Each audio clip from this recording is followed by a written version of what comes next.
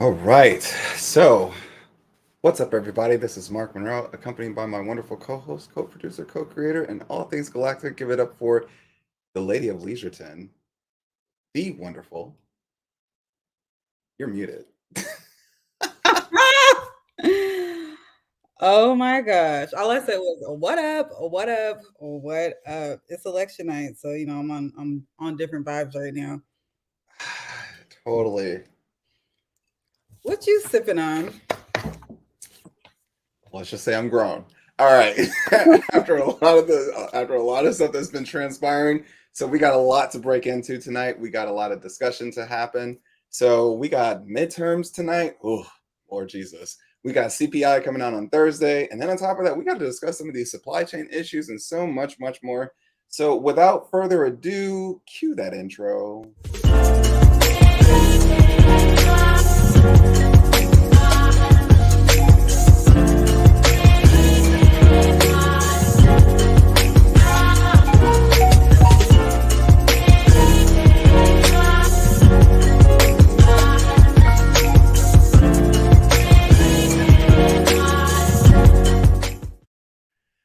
Okay, so what's up, everybody? You know who we are. Welcome to the AB. Whether it's events, yards, class, or the CAF, we're all connected to the AB. But instead of college, this is all about the markets and your generational wealth journey.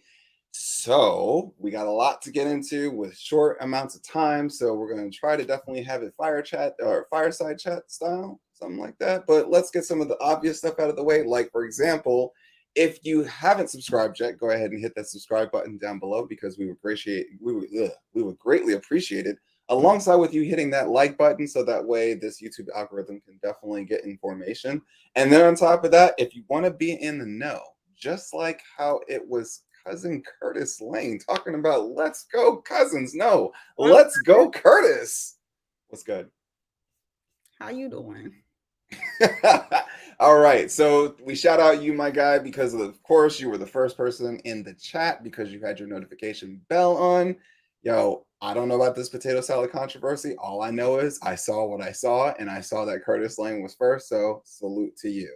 Thank you for having your bell. And if you want us to shout you out on every single show that we do, then go ahead and make sure that you have your bell turned on so that way when we see you first in the chat, we'll give you a holler. All right, y'all. We got a lot to get into. So, Jolene, how do we do in today's markets? Totally. What's up? What does it, cousins? Julian GC in the place to be. Let's talk about these markets or whatever. All right, so we have the Dow coming in at, let me see, 333.83 points to the upside. We're now occupying a level of 33,160.83. The S&P 500 was up 21.31, leaving us at a level of 30,828.11. We have the NASDAQ, doing a little something with 51.68 percentage points to the upside, or actually just points rather. And we are now at a level of 10,600, 16.20. The VIX is maintaining the heat at 25.54. It went up by 1.19. So Yeah. from yesterday. So, it's coming up. We'll talk about that in a second. We'll talk about Yeah. that. Yeah. Let's talk about it. And the 10-year is up 4.147 percentage points. And yeah, it's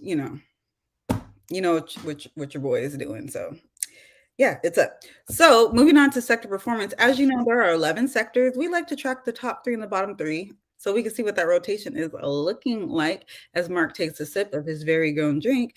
We have materials, tech, and industrials coming in at the top three, followed by consumer staples, energy, and consumer discretionary being the only one in the red this day at market close. Heading over to our pick performance, if you're new, you might not know that you can find the Come Up Series pick list, aka the SIPs, right over at our Instagram page at that Come Up Series. We have Joanne coming in at number one. It was up 8.57 percentage points. So doing something. Well, also holiday season, like it makes sense. It really does. Seasonality. Yeah. Seasonality. Every time I hear that word seasonality, I like legit think of like seasonings. But anyway, that's neither here nor there. A familiar next pick is FTNT, holding it down at number 2, It's been up a minute. 5.73 percentage points. Yes, indeed. Welcome back. And Enphase, up 4.18 percentage points. Now for the bottom 3, we have Tesla, negative 2.93 percentage points, which reminds me I need to update. Yeah, Yeah, I need to update. And we have Unity coming in at negative 4.12 percentage points, and ticker symbol SBNY, negative 4.21 percentage points. So as you can see, Joanne had a good day, leading the pack Good. at over 8.5%. Mhm. And the lowest performing were in the range of almost 2.93 to like 4.21 percentage points. So, that's pretty tight. Earlier in the year, we were seeing greater gaps. So that's Yep. interesting. Yeah. So, Mark, as we talked about before, there's a lot going on, besides just midterms. Like, I hope y'all voted. I don't care if you feel like, voting is whatever. I don't care. I'm gonna need y'all to vote, because seriously, like, a lot is me personally, and I'm not gonna say too much more, but a lot is at stake. That Yeah. we're at a day and age where we just need to exercise that particular privilege that we have, that was fought for by some of y'all's ancestors. If you voted, go ahead and throw like an emoji in the chat, just so that way we can shout you out or see where you at, and like just throw an emoji with where you're from. Wonder if your voting polls had closed, so that would be interesting also. But Girl, yeah, let us so know. yeah, I went we today. definitely want to know. I went today and like hand delivered my ballot with my little sister into the ballot box, and there were a lot of cars just driving by to doop, doop. So it was really efficient, but it was packed.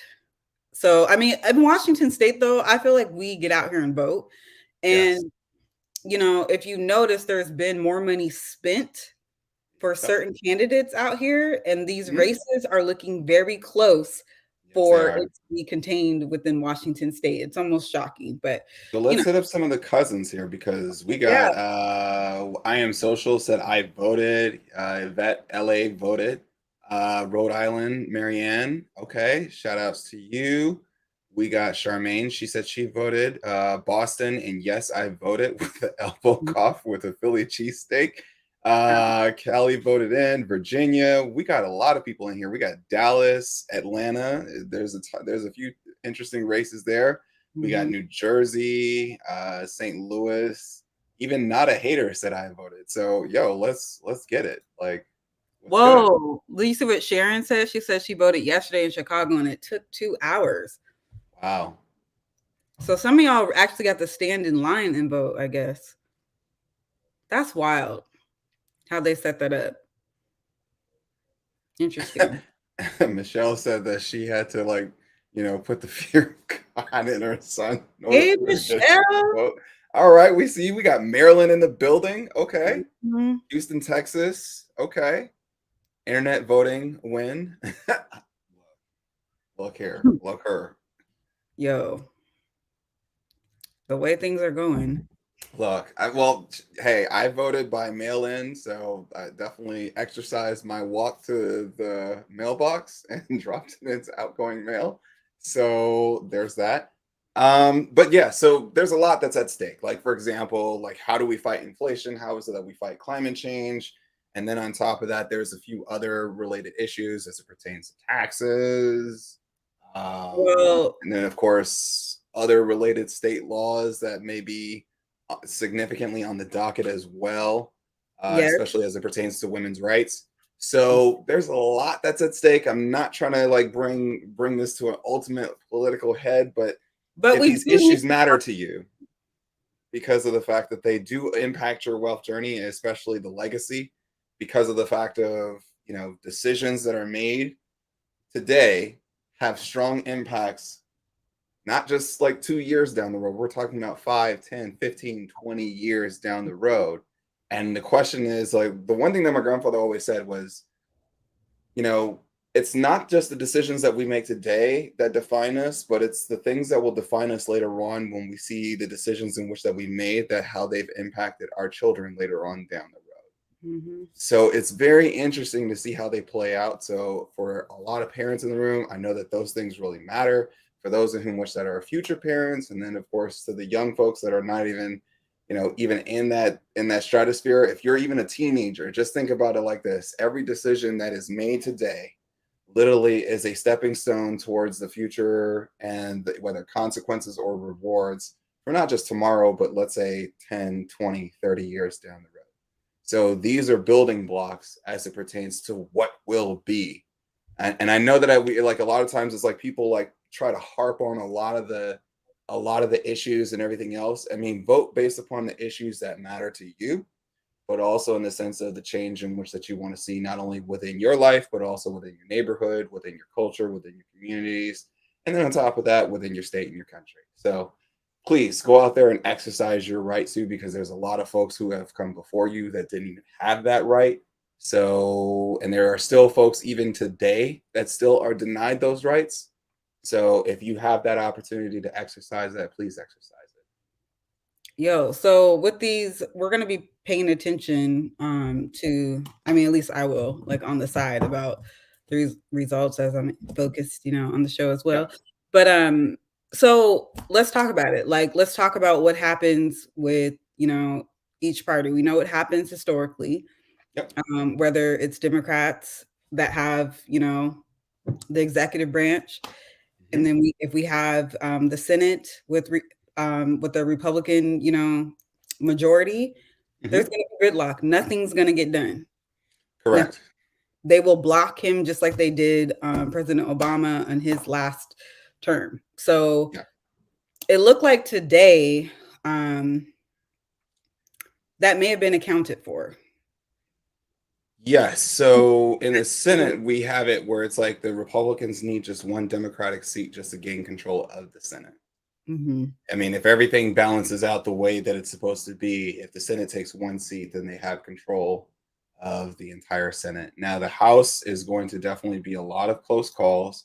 Some are going to be runaways where it's like, in certain states, it's like, all right, unless you've just done a piss poor job, most likely, the House, though that it's going to be, like I said, there's going to be some interesting seats. I think it's 27 seats or something like that, where they're very and highly competitive, and they're going to matter, and they could change the effects of what we could be seeing down the road in 2024. So, like I said, the decisions that are made today can ultimately have grave or interesting impacts as it pertains to the next presidential election. Another thing that we're looking at, and I think that the number one thing that's very heavy on a lot of Americans' minds is inflation, Totally. which it's the question of what is it that the Senate and the House can do as it pertains to fanning the flames of inflation. Um, but I mean, honestly, like looking at it from the market perspective, because I know that a lot of folks are gonna be like, well, how does this affect money? How does this affect my Right. journey as an investor or whatever it may be? In some cases, certain parties, they focus on like, a lot of folks believe that if the Republicans take the House and the Senate, that that's more leniency towards the stock market. So, which means that you could probably see that the stock market literally takes a different change of course. Though, I don't know how much that can really change the narrative as it pertains to inflation. And on top of that, what the Fed does. And then on top of that, when we think about, like, for example, the Democratic Party, many times they're focusing on policies as it pertains to the people, things in which that are, that benefit the overwhelming majority of the United States economy. So there's a lot of issues. And then on top of that, the overwhelming issue, of course, is abortion rights. Like that was the number one thing that like is probably sitting on a lot of dockets. The reason why you're seeing a lot of Senate races that are very heated. because a lot of them are running on specific cases. And believe it or not, to bring it back to market, pay attention to those key areas as it pertains to states that can flip, like your Pennsylvanias, your Ohio's, your New Hampshire's, even Delaware. What else? Atlanta. I think Florida. I think Marco Rubio is now projected to take Florida. But it's interesting to see how those things shake out, especially watching the race with DeSantis in Florida, especially if he's a potential running or if he's a potential candidate for presidency for 2024. So there's a lot that's really playing forth as it pertains to like what's going to happen as we start, like, because right after midterms, the race for presidential election starts. So I mean, it's low-key starting right now. It has started. Like, it has definitely started. A lot of the spending has taken place. I think you've seen in many cases, like you've seen like hundreds of millions of dollars that has been of cash that has been front loaded into a lot of the campaigns, which is very interesting because I kind of sit back and think about it. Like, if people really didn't really front load a lot of this cash towards like political campaigns and ads and focused a lot of this towards like the general mass economy, I mean, just imagine where the U.S. economy would be, or culture, or communities, and everything else if they put those dollars. That's a whole nother whole nother other for a whole different episode. But with inflation, we do have to remember that inflation is a global issue right now. It's not just the United States where consumers and citizens are experiencing pain. So when we're looking at that, we also have to think about like what today's vote, like however it goes, whatever party ends up taking over Senate or the House, we have to think about like what their global perspective is and how they will move globally as well when it comes to the narrative, the rhetoric, all of that stuff. Because it's not just a US problem. Our economy is probably not doing as bad. Like, it feels bad here. It feels bad, but if you really want to know what bad looks like look, Europe, it's way different. Europe is definitely different. Like China is definitely different. Japan is definitely different. And then on top of that, you have to think about like how the global supply chain, which we're going to get into in a second, how that's gravely impacted, especially when we think about import export and how that affects GDP. Those things are significantly impacted, given that climate change is significantly hit when we think about water supply. Like I said, there's a lot to some right now. Where should we start, Jolyn? Because honestly, I'm technically ready to move on from midterms, and I'm ready to get into the real stuff. Yeah, well, we have a lot to talk about. So what's our next subject? What's our next subject line? Well, let's just I feel like we should get no segues. Let's talk about earnings. I really want to talk about Disney's earnings. Okay. Yeah, I want to talk about Disney's earnings and really, like when we think about like Disney and some of these other streaming platforms, like who's going to have the edge? Whose strategy is going to ultimately dominate?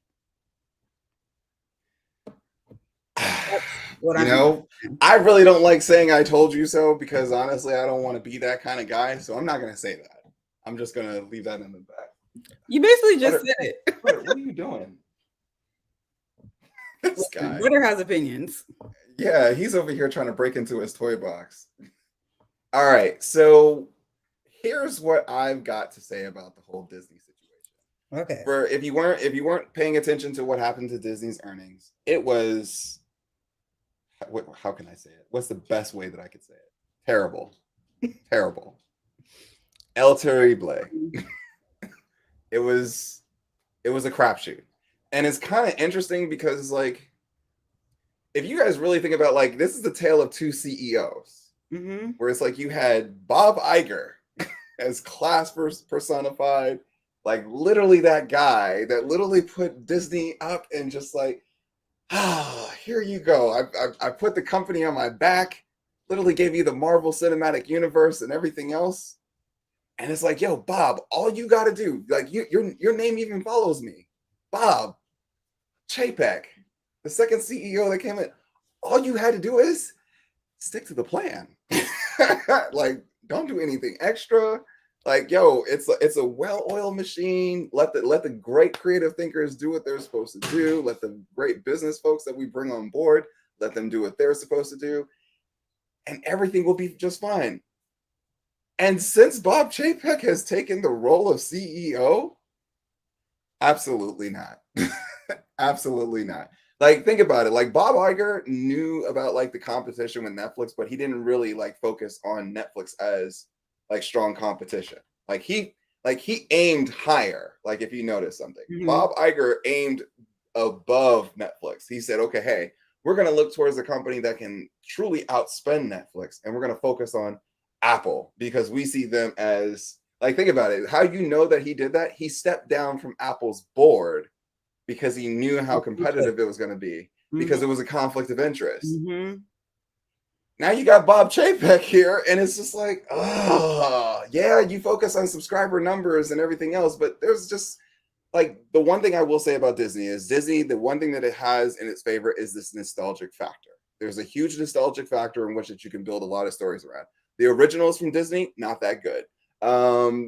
As it pertains to the consistency of people coming back to watch the shows, not that good either. I mean, of course, if you got children, then yeah, you can easily just sit them in front of the TV and sit them in front of Disney Plus.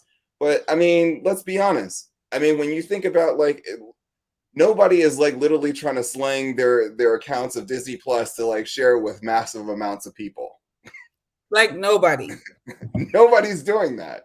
Like, if I'm just keeping it straight up a buck with everybody, nobody is doing that. So again, it's like revenue definitely came in light. EPS definitely missed. I honestly think that over the next 2 quarters, it's going to get very, very rocky for Disney. It's going to get very, very rocky. Now, of course, they got some wonderful titles that are coming out. Their Marvel Cinematic Universe and everything else that they're really banking on is really their bread and butter. And of course, we thought that with people going back to movie theaters and everything else, but we're even seeing that even in those numbers are slightly a little bit weak. So, like I said, honestly, Disney has that one thing, which is the nostalgic factor, and a lot of the titles that they have underneath their IP. Are they doing it well? Probably not. Did they focus in the wrong places? Absolutely, yes. I do love the fact, I will give Disney credit where credit is due, where they're looking to bring on the e-commerce side into their platform, which I could have sworn that you and I had this conversation a while back. If somebody rolls the tape where we said another company should focus on doing that because of the fact that the titles that surround it are even greater. So I think that when you look at it as it pertains to content libraries, it's like you allowed Netflix to build such a stronger content library and also within a cult following. And then it's like, okay, hey, the things that you're leaning on, it's like when you start making remakes of previous movies and everything else, I think that that's a problem.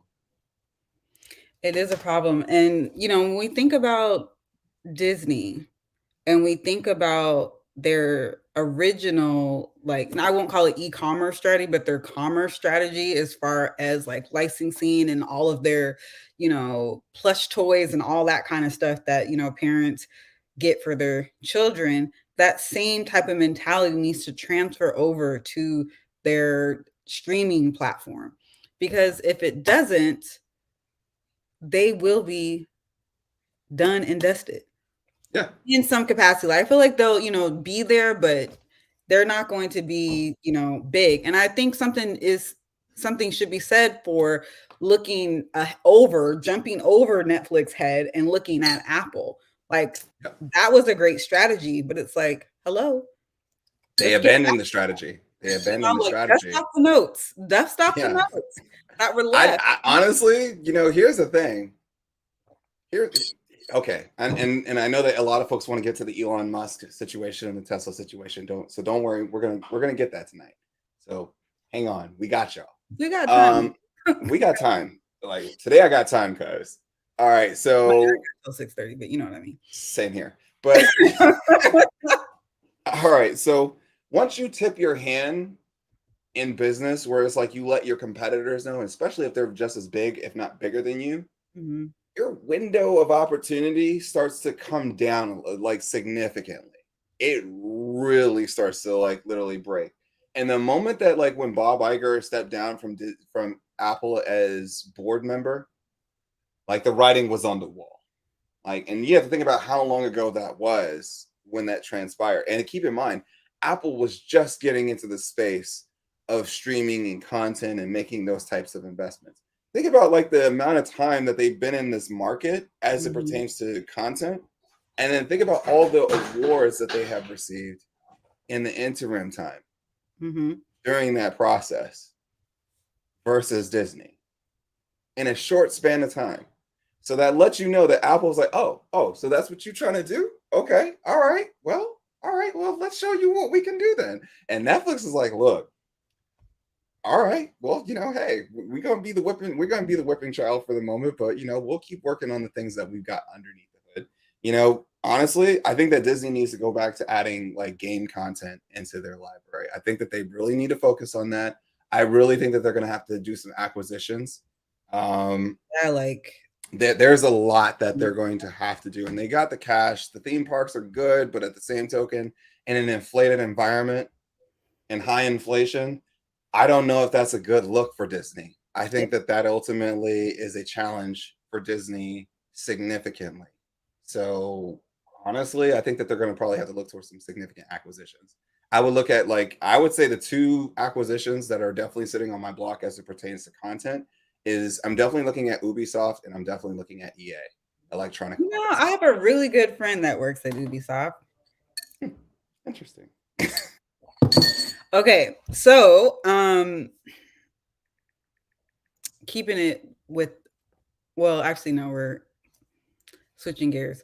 So, okay, we are noticing in this market, which I think we talked about a couple of episodes ago, these layoffs. And I remember you were talking about this when you had mentioned paying attention to like the recruiting Hmm. or like any changes in recruiting, things of Hmm. that nature. And one thing that your boy Mark Zuckerberg said, uh, your boy, what he said was, "Look, yeah, there's going to be layoffs, and Yep. we are trying to focus on our higher growth areas."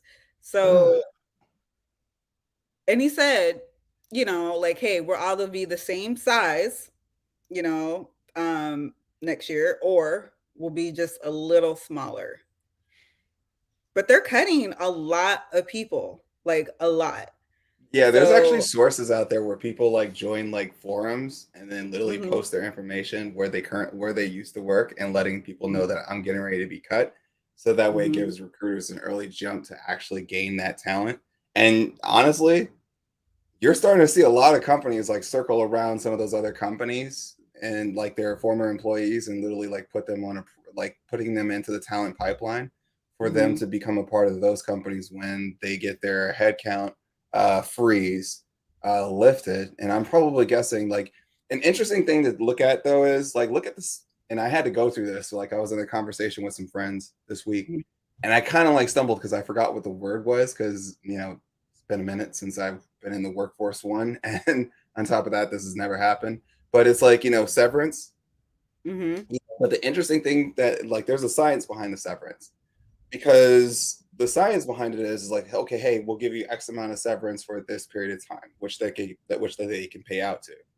But the interesting thing about severance pay is that typically around the time that you see that those severance pay like timelines are coming to their expiration or to their timeline of end, Mhm. only around the time when companies start to like reinvigorate and start to reset their headcount and start going after talent again or start nibbling at new talent. So it's very interesting to see how that plays. Like honestly, I'm probably guessing that around Q1, we're gonna probably start seeing some of those companies like literally start because now it's like budgets are submitted around the end of September.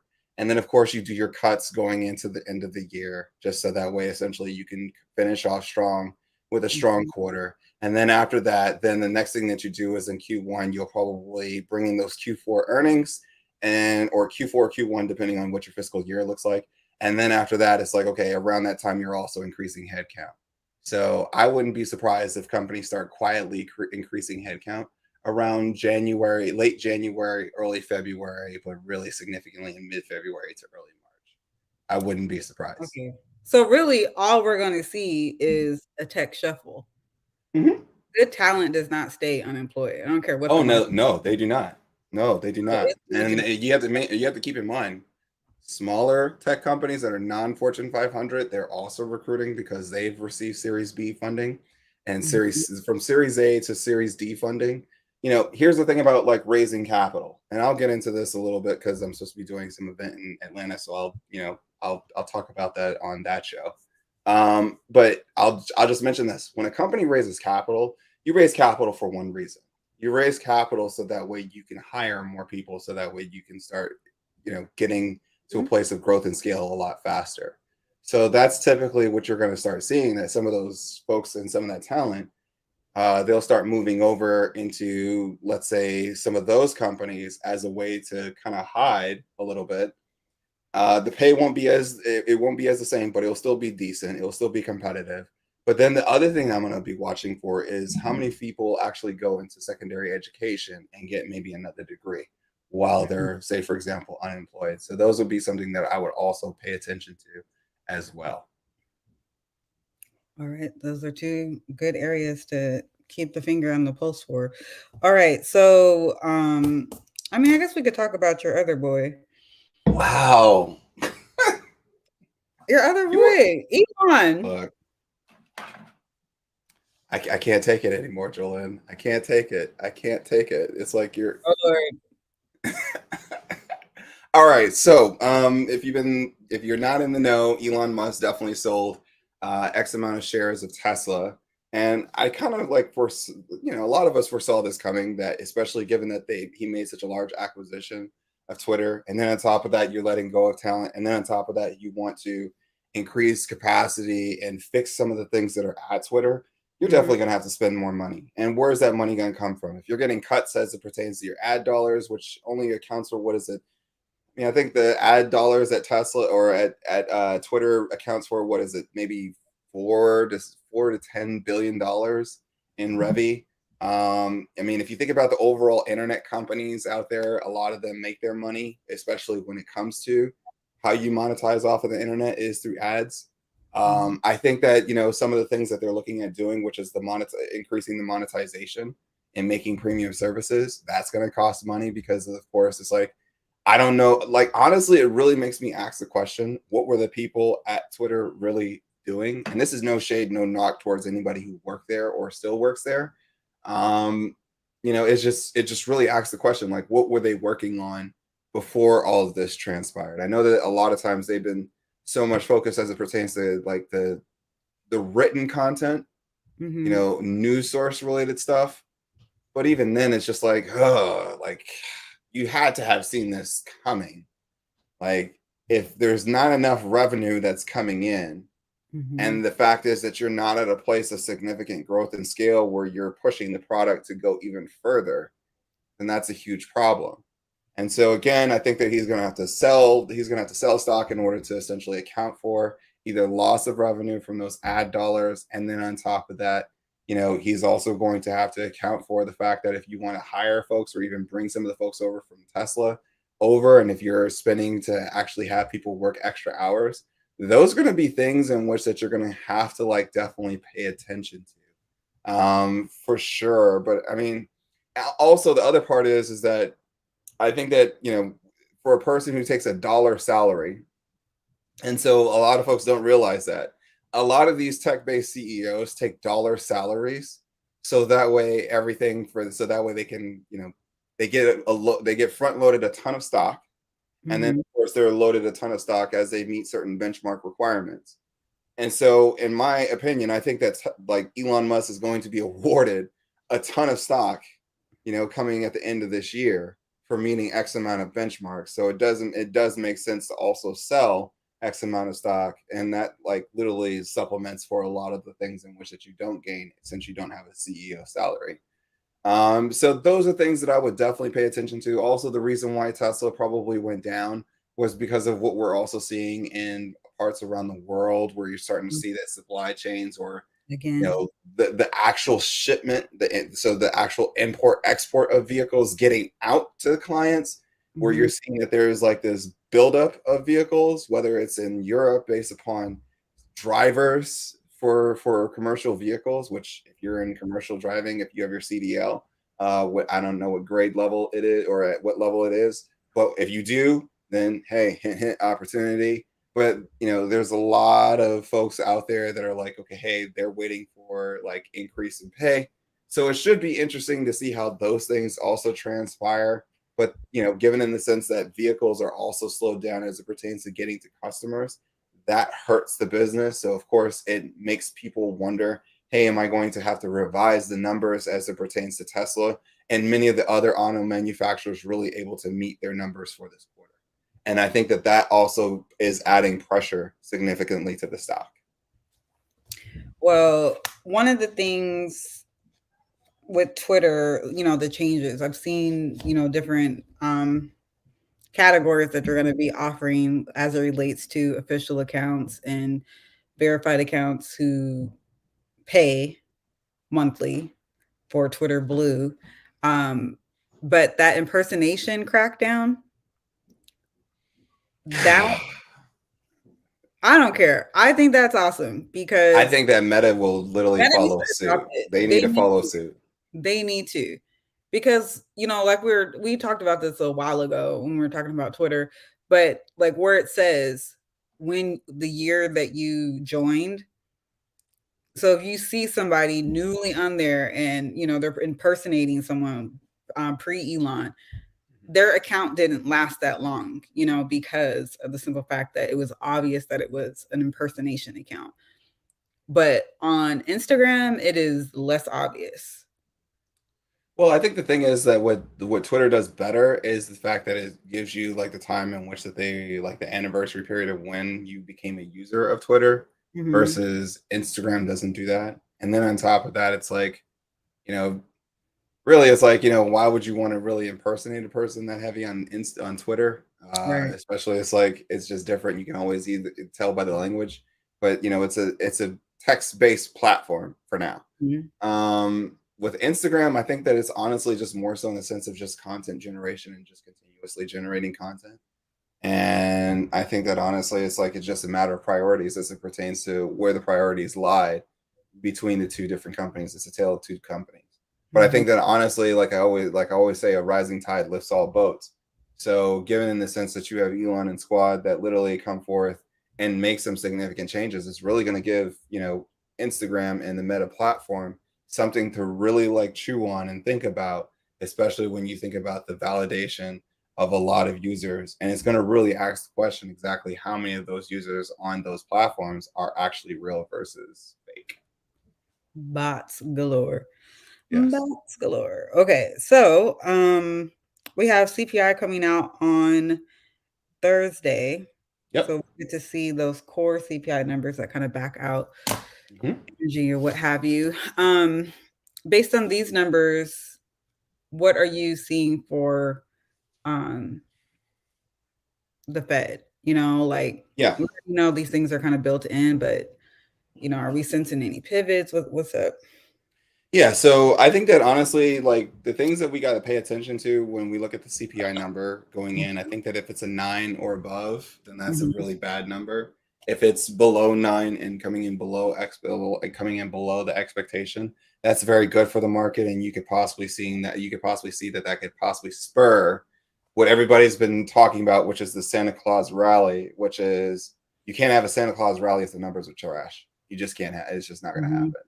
happen. So if any part of that soft landing is in play, then, and especially since we've already had now 4 75 basis point rate hikes along with a 50 early on this year to front load it, I think that now it's the time where we should start seeing the efficacy of, some of those rate hikes coming into the system and they now have moved through the system. Now, not all of them, of course not. I would probably say maybe one or two have actually hit the system. If two, probably more so on the slide of 1 and 1.5. So it's going to be interesting to see exactly what it looks like. I'm not really holding my breath for the CPI number for this go around, but at the same token, it's like I'm kind of like in the camp where it's just like, meh. It's like it is what it is. I think that there's bigger issues at hand outside of like, us waiting for the housing market to catch up within the CPI number print. The Fed has already admitted that they can't do anything as it pertains to energy and food. So if you can't do anything about energy and food, which were some of the leading factors, and then of course, if housing is a lagging indicator, then now we're just really just playing this waiting game, and the rest of the things are going to fluctuate based upon their seasonality and a few other factors. So again, it's like I'm kind of like even kill when it comes to the CPI number, especially with the expectation that the Fed, no matter what, they're going to raise rates by 50 basis points in December. Yeah, which is already baked in. It's already priced into the market. Yeah. The only way, like now, if we get a CPI print of 10, right? If we get a 10, like a year over year, of 10 or some ridiculous number, or like I said, 9 and above, that could possibly like fire up the rhetoric and the conversation of another 75 basis point move. But again, I don't think that the Fed is going to pivot. Yeah. I think that the Fed may possibly slow down though, as it pertains to the strength of those rate hikes. So for example, you've done 4 75 basis point moves, which have that's more than significant. That goes well even beyond Volcker. I think that where we probably land is probably about a 4.5 to roughly a 4.75 federal funds rate, where I think we're currently at 3.25 or 3.5, something like that. So I think that honestly, we still have a little bit more ways to go. But again, as we get to that, since we're on the tail side of things, I think that we're going to start slowing down as it pertains to the aggressiveness of the rate hikes. So, after midterms and data comes out and we finally hear about the housing market and all that, like 2023 is looking, I'm going to say interesting. It's looking good. Well, I was going to say interesting. Well, I said interesting because if we have all that kind of like behind us and we've had, great opportunity to acquire things like at a bargain, and we know that this type of market does not last forever, then it's going to be interesting riding up that wave. Yeah, so like I don't think it's going to be like right away. A good stock to look at, which is interesting because it's like, a lot of folks look at stocks and it's like, okay, hey, well, all of them are pretty much the same. Let me see if I can load up our good friends over there at Bar Chart real quick, because it tells an interesting stat line that it's kind of like really grabbed my attention.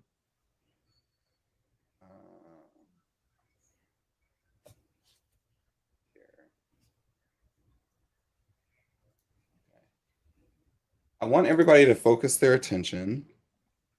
Don't worry, I'll pull it up so that way nobody loses their minds. But I want everybody to focus their attention on TQQQ. Now, of course, TQQQ is more so an ultra pro of the regular Qs.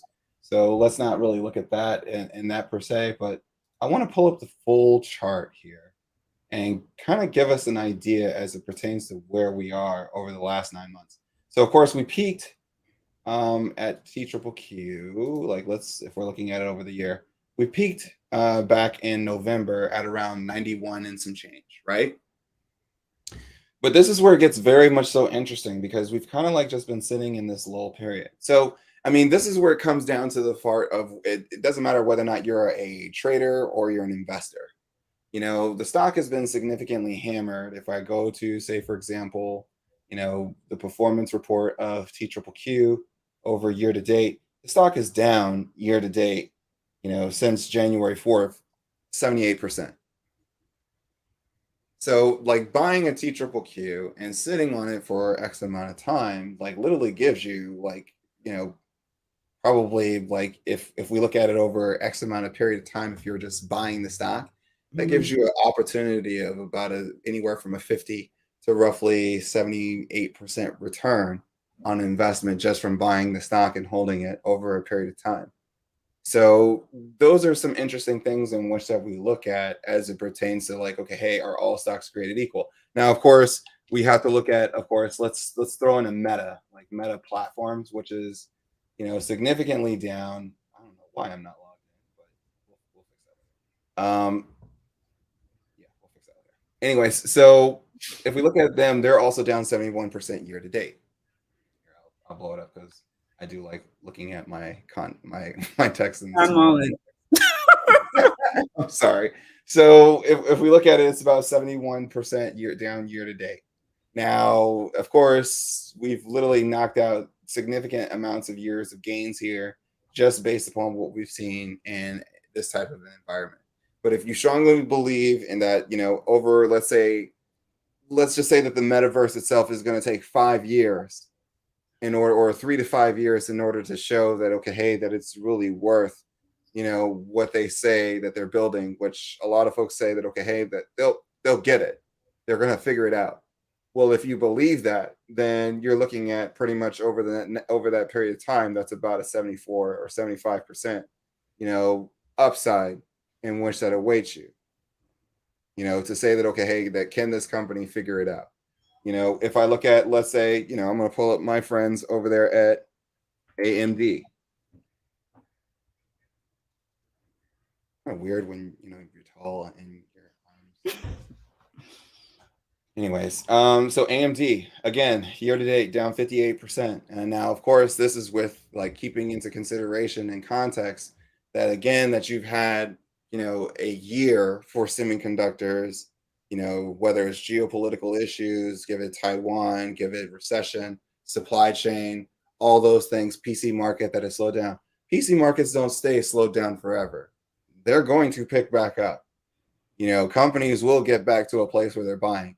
Currently, right now, it's not sexy to be a buyer or investing into things. So how do we know this? And I'm going to bring it back to Meta for a hot second. Think about it. If Mark Zuckerberg and squad had said literally what they just recently said as it pertains to cutting back their headcount, do you really think that the stock would have taken a hit? No. All right, so that tells you everything that you need to know there. That tells you, like, okay, hey, it was a matter as it pertains to sentiment, posture, and also as it pertains to like, okay, hey, they didn't read the temperature of the room. And the temperature of the room right now, especially in this type of economy, in this type of setting, nobody wants you to be doing a significant amount of spending. They want you to hold on to capital. I'll give you guys a secret. Those same rules were applying during COVID-19, and now after we're in the startup world, companies didn't want you spending a lot of money. Hence the reason why, if you go and look at the deals that are taking place now in the startup world, the amount of money that they're raising now, and at valuations that they're raising now versus go back to 2018, 2019, 2017, the valuations that they were raising at that point in time, the amount of money that they were raising at that point in time was significantly different. The other part that you got to pay attention to, and I know I'm about to go in my bag for a second, the other part that you got to pay attention to is that when you see these types of environments, nobody knows exactly when these things will make their churn as it pertains to us seeing the strong value back right now because of the fact that one, cost of capital is ridiculously high. Two, the other part is everybody's going down. So yet you're spending, though that we know that you're going to still keep spending. But the thing is, can you turn it down a little bit as it pertains to the amount of spending that you're doing? And yet in this market, it's all about maintaining profit margins. It's also about maintaining your earnings and just doing barely enough just to get by. We get it. Many of you are A+ students. You normally get golden stars at the end of the day. But today is not that day to literally flex that kind of muscle on everybody else. Look at the energy market. The energy market has spent very little and they're being rewarded very, very high. They've been even killed through this entire movement. And yet, here we are. Now we find ourselves in a moment where it's like supply chains have significantly been interrupted. We see that production had taken a hit. And then ultimately, when production started to ramp back up, by that time, those companies were already bringing in profits because of the fact that the cost was higher. Now, what is it that companies want to know what you're doing with the cash? Hey, we're increasing our dividend and we're buying back shares. So just in case if there's any potential downside risk, hey, we'll kind of like soften the blow for you. We'll buy back so that we're returning value to the shareholder. That's what shareholders want in this type of market. They want dividends and they want value to be returned back to their stock. Now, when we look at now the question is, does this last forever? Like, think about it. Does good news equal bad news forever? No. Does bad news equal good news forever? No. We're going to reach a point, like that's normally where you start reaching that point of capitulation, where you start saying, okay, hey, it's bad news. This is terrible news, terrible print, and everything else, or it's just not as good as we thought it was supposed to be. And yet, hey, at least there were certain things that they were not doing. Mm-hmm. So those are the things to really pay attention to when we look at it as it pertains to where are we? What's the current temperature of the room?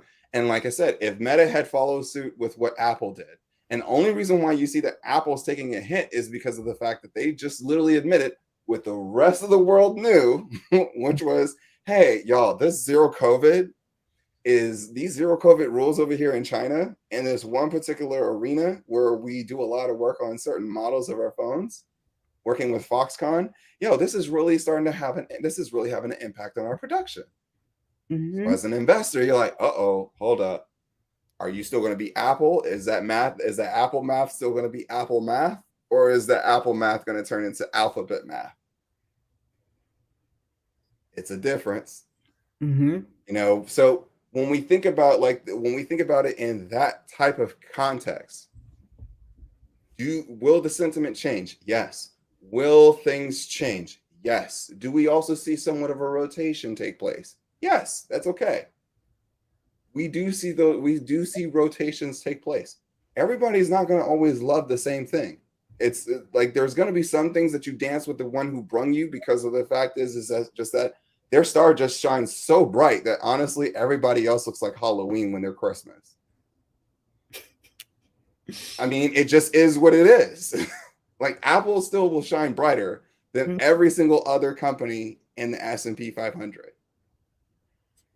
Like they could literally have a runny nose and everything else, and yet they still smell like apple, cinnamon, and sunshine. They can have a little COVID and they're still out here. Exactly.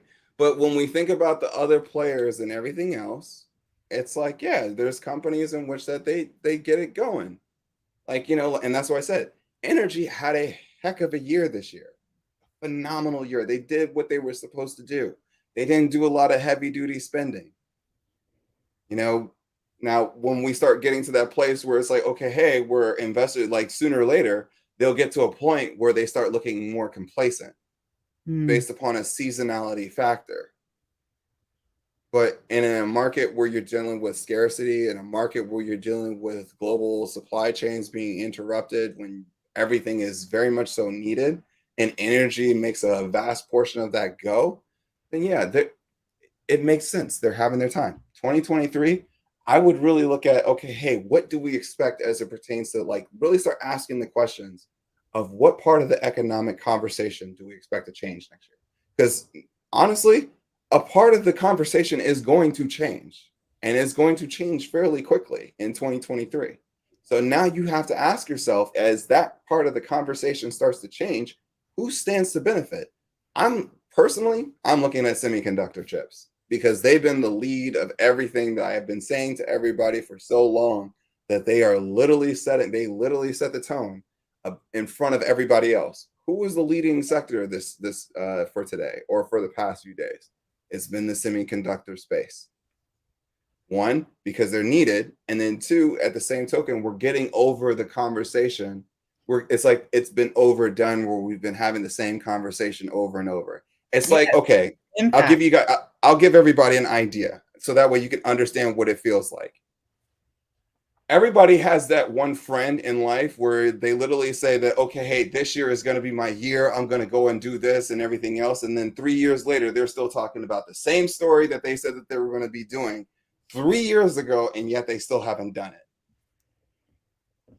Like that's like, and then after a while, it's like, what happens to you when you hear it, when you know a person like that? You start to like literally become desensitized to the conversation.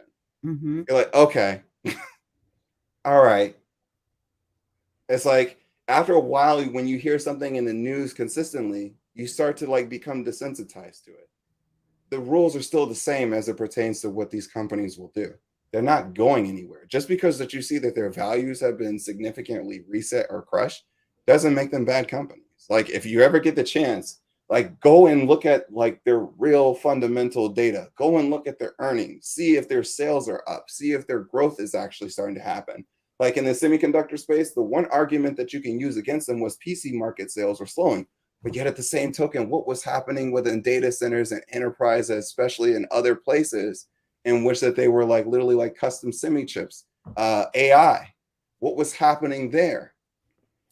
Was the spending slowing down there, or was it still there, and was it definitely still growing? So does the company and are their margins are their margins improving?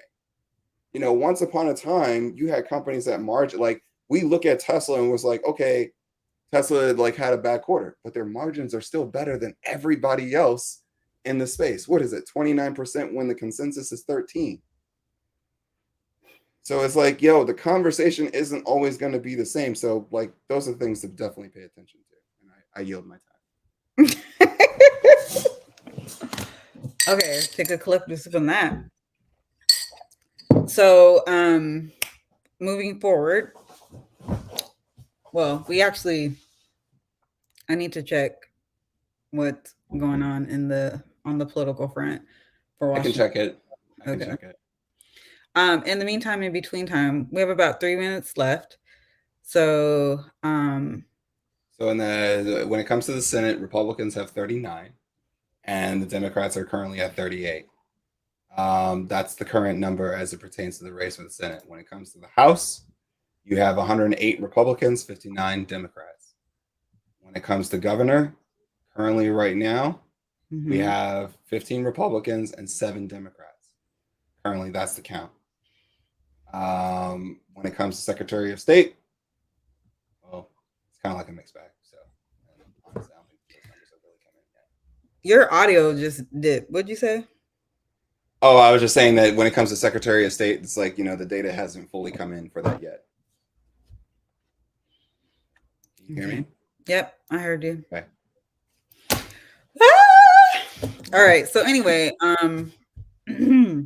now we have okay, so next week. Yeah, next week, just FYI, there may or may not be technical issues on my side.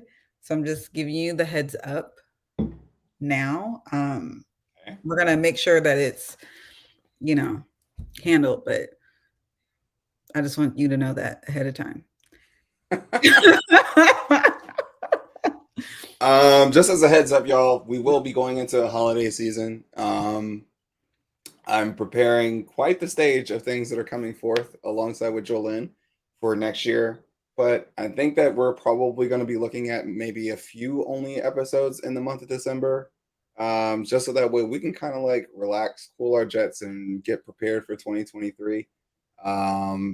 But it is true. The rumors that you have heard, I will be in Atlanta on November 28th on the inaugural episode, the premiere episode for that Monday with none other than the Black Panther himself, Lawrence Eggleston.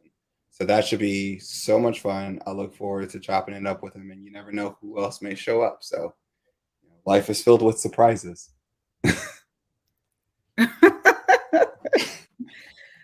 Yes, indeed. Well, it's time. Oh yeah, it's definitely time. Until next time, y'all. I am Mark Monroe. And I'm Jolene GC in the place to be. Hey, that intro was so far. We're gonna have to end it off on that again. So peace, y'all.